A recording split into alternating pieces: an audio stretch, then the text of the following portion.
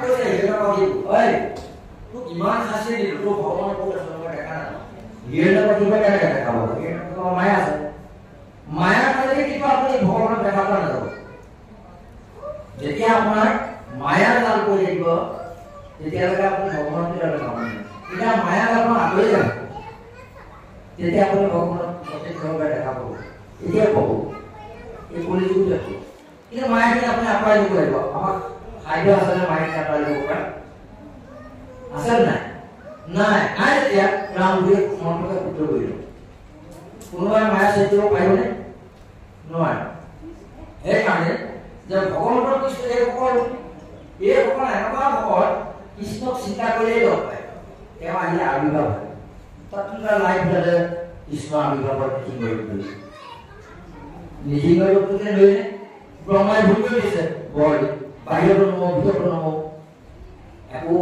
অস্বয়ং মাৰিব নোৱাৰে চৰকাৰৰ নমো পতাল নমো ভগৱান কৃষ্ণৰ কাল পাই চিন্তা কৰি সুবিধা মতে তেওঁ লেখা মাৰি ধৰিলে এতিয়া খঙেও ঈশ্বৰ তুষ্ট কৰিব এই কলিযুগত খঙেও মাৰে তেতিয়া হিৰণ্যকশিপুৰে পাইছিলে শিশুসকলে পাইছিলে আমি আকৌ নোৱাৰো আমি আন্তৰিকতাই ভকতি কৰিব লাগিব খঙে নোৱাৰিব কেলে নোৱাৰিব কওঁ শুনক হিৰণ্যকশিপুৰ বাহিৰৰ কিছু খঙা হয় কিন্তু ভিতৰতো বৰ পবিত্ৰ তেওঁৰ এটাই কামনা কৃষ্ণ কৃষ্ণ তই ক'ত মই তোক লাগে মই তোক নিধন কৰিলো এটাই তেওঁৰ ঘোষণা মই কৃষ্ণক পালেই হত্যা কৰিলো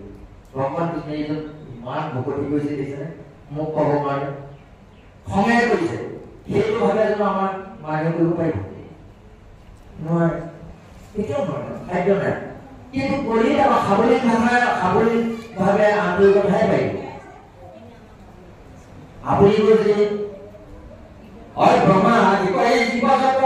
এইবোৰ কৰিলে অসম্পূৰ্ণ হ'ব ইয়াত কিছুমান সাৱলীল শব্দ দিছে আপোনাৰ কিছুমান হৃদয় স্পন্দন কৰিবৰ কাৰণে প্ৰবন্ধ প্ৰবাদ শব্দ দিছে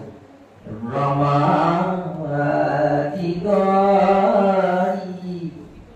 জীৱ-জগত শুনিছে এই ধৰণে আপুনি আপোনাৰ মধুপুৰুময় হ'ব তেতিয়া ভগৱানে আপোনাৰ সংকট দূৰ কৰি দেখাই দিব এতিয়া কৈছে